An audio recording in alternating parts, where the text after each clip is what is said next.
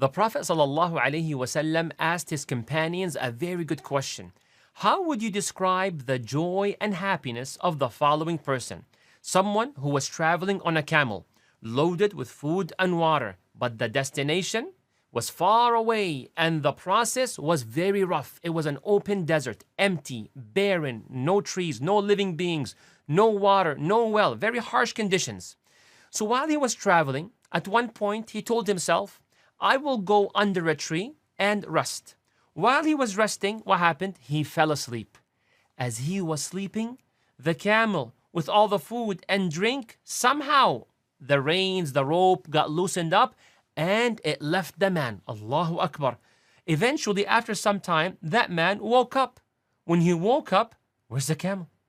Right and left, back. Where's the camel? This is a dream? No, it's not a dream. The camel's where? So he got so scared. He panicked. He searched. The Prophet ﷺ said, this man, he went all the way to one direction, so far away, looking for the camel. Where is it? He did not find it.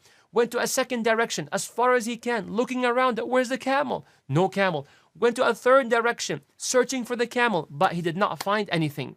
This man was so exhausted, sweating, thirsty, the heat of the sun. Oh, it was so bad, to the point he exhausted all the means and all the energy that he gave up. What do you mean he gave up? He gave up on his life. He gave up on finding the camel, and he told himself, I will go to the place I was at and sit until I die. That's how bad the situation. That's how hopeless he was, brothers and sisters. Now remember the question, how happy he will be in the following situation. As he was sitting and he placed his head on his arm, and while he was doing that, he dozed off and he slept. While he was sleeping, who came? The camel. Allahu Akbar. And look how it came. It came so close to him that the reins or the rope around the camel came next to his hand. Allahu Akbar.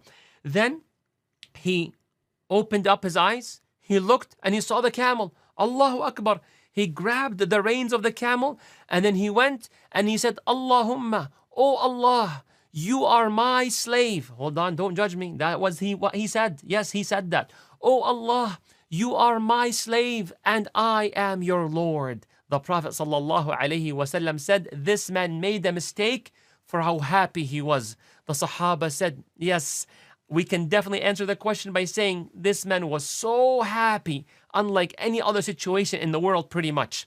So then, ready for this?